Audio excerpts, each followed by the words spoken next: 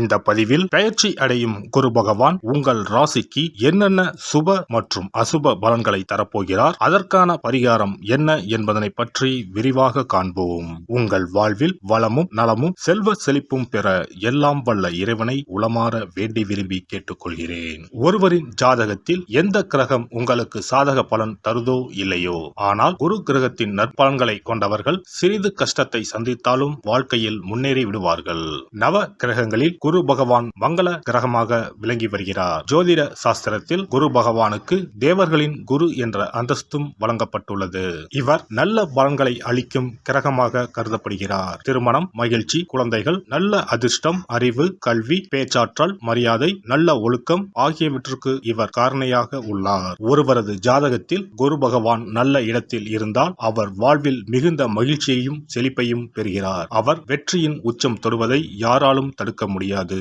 குருவின் அருள் பெற்ற நபர்களுக்கு அறிவாற்றல் மேம்பட்டு சமூகத்தில் நல்ல கௌரவமும் பெற்றிருப்பார்கள். 12 ஆண்டுகளுக்கு பிறகு குரு பகவான் ரிஷப ராசியில் பிரவேசிக்க உள்ளார். ஜோதிடத்தில் முக்கிய கிரக பெயர்ச்சிகளில் ஒன்றாக கருதப்படுவது குரு பெயர்ச்சி.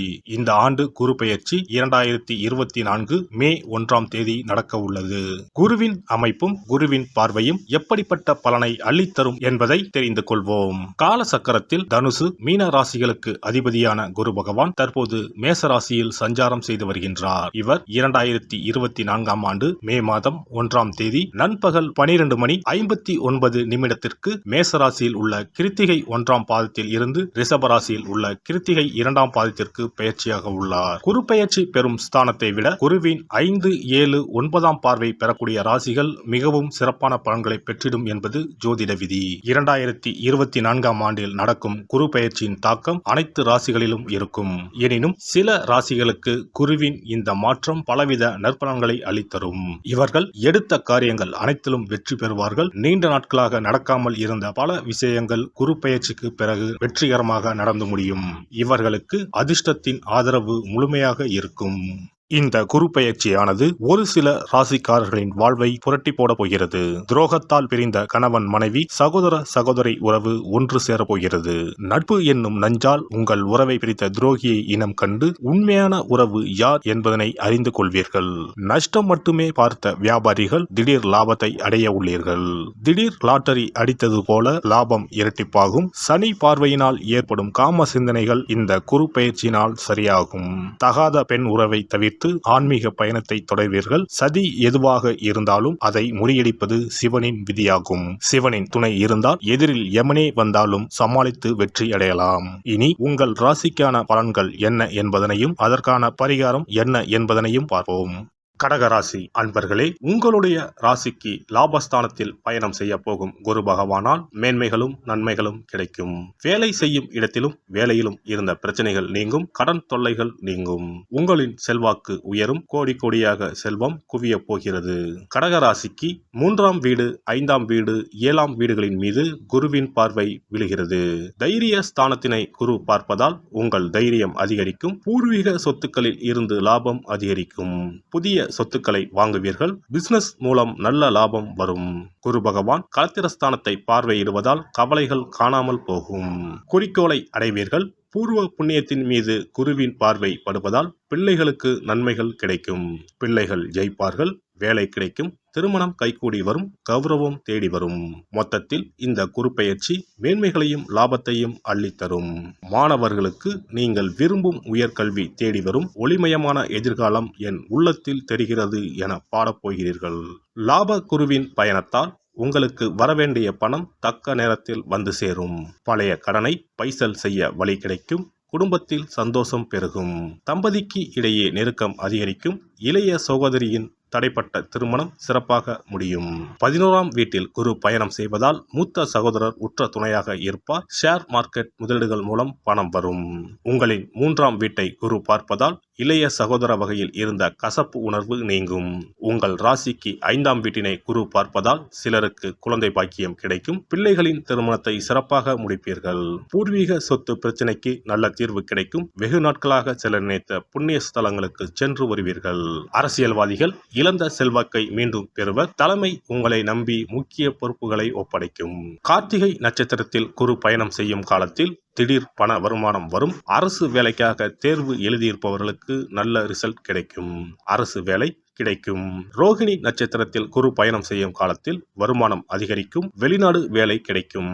பல வழிகளிலும் வருமானம் வரும். குரு பகவான் வக்கரமடையும் காலங்களில் கவனம் தேவை. தொழில் வியாபாரத்தில் பல வழிகளிலும் லாபம் அதிகரிக்கும். வேலையில் இருப்பவர்களுக்கு ஆண்டு இறுதியில் சம்பள உயர்வும் பதவி உயர்வும் கிடைக்கும்.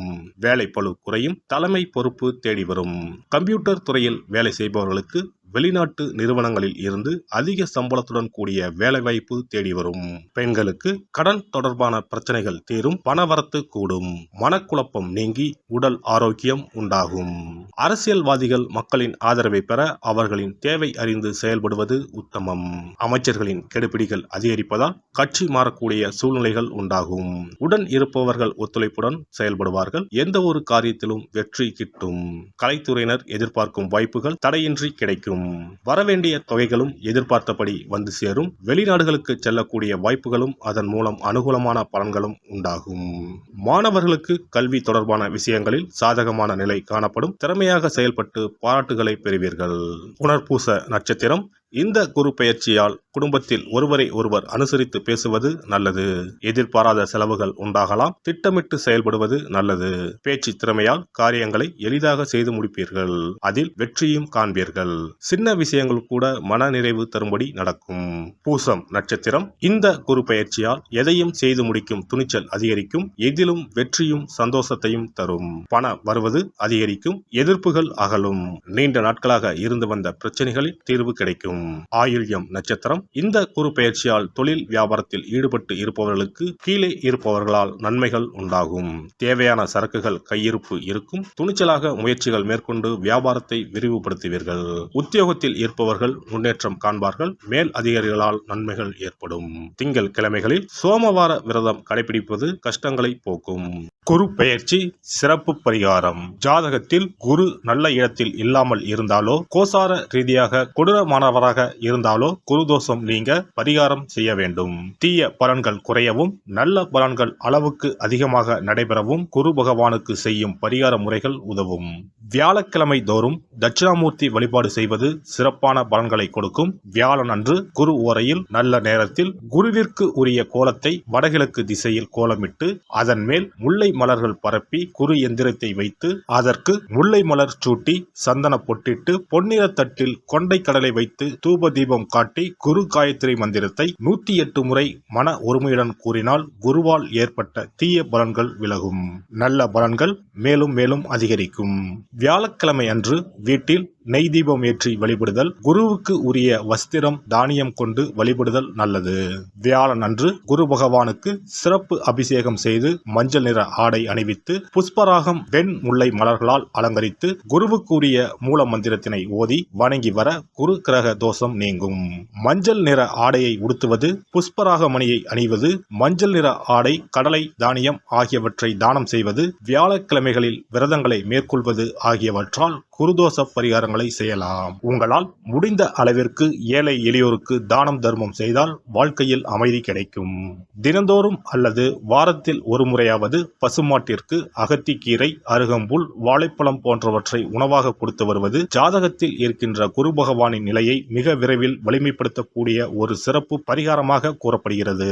ஜாதகத்தில் குரு வலிமை இழந்திருக்கும் நிலையில் வியாழக்கிழமைகளில் அவருக்கு உரிய மஞ்சள் நிறத்தில் இருக்கும் லட்டுகளை வாங்கி தட்சிணாமூர்த்திக்கு நைவேத்தியம் செய்து கோவிலுக்கு வரும் பக்தர்களுக்கு வழங்குவதும் மங்களகரமான மஞ்சள் நிற பொருட்களை பிறருக்கு தானம் கொடுப்பதும் சிறந்த பரிகாரங்களாகும். குரு பகவானின் பரிபூர்ணமான அருள் கிடைக்க கோவில்களில் நடைபெறும் யாக பூஜைகளுக்கு தேவையான பொருட்களை வாங்கி தரலாம். ஒரு முறையாவது ஆலங்குடி சென்று குரு பகவானை வழிபாடு செய்து வாருங்கள். அல்லது தஞ்சாவூர் அருகே இருக்கக்கூடிய திட்டைக்கு சென்று ராஜகுருவாக இருக்கும் குரு பகவானை வணங்கினால் மலையளவு இருக்கக்கூடிய கஷ்டங்கள் கூட கடுகளவு குறையும். குலதெய்வ வழிபாடு நன்மை பயக்கும். முடிந்தால் மாதம் ஒரு முறை குலதெய்வ கோவிலுக்கு சென்று வழிபட்டு வருவது நல்லது. ஒரு முறை திருச்செந்தூர் சென்று முருகப்பெருமானை வழிபட்டு வந்தால் இந்த குரு பெயர்ச்சி சிறப்பான பலன்களை தரும். உங்களின் வாழ்க்கையில் பொருள் ஈட்டும் முயற்சிகள் அனைத்தையும் வியாழக்கிழமைகளில் தொடங்குவதும் நல்ல பலனை கொடுக்கும். குறிப்பாக வியாழக்கிழமைகளில் வருகின்ற ஏகாதசி தினங்களில் நற்காரியங்களை தொடங்கினால் நன்மைகளை பெறலாம். வியாழக்கிழமைகளில் தங்கள் சக்திக்கு இயன்ற அளவில் அன்னதானம் செய்வது குரு பகவானின் நல்லருளை உங்களுக்கு பெற்றுத்தரும். அன்னதானம் செய்வதன் காரணமாக உங்கள் ஜாதகத்தில் இருக்கின்ற குரு கிரக தோஷங்கள் நீங்கி குரு கிரகத்தை பலப்படுத்தி உங்கள் வாழ்க்கையில் நீங்கள் விரும்பிய பலன்கள் தங்க தடையில்லாமல் கிடைக்கச் செய்யும். எல்லாம் வல்ல இறையருளால் நீங்களும் உங்கள் அன்பு குடும்பமும் உடல் நலம், நீலாயுள், நிறை செல்வம், உயர் புகழ், மெய்ஞானம் ஓங்கி வாழ்க வளமுடன். இந்த வீடியோ பதிவு உங்களுக்கு பிடித்திருந்தால் லைக் பண்ணுங்க, கமெண்ட் பண்ணுங்க, ஷேர் பண்ணுங்க, மறக்காம சப்ஸ்கிரைப் பண்ணுங்க, பக்கத்துல இருக்கிற பெல் பட்டனை கிளிக் பண்ணுங்க. நன்றி, வணக்கம். ஓம் நமச்சிவாய. சிவாய நம.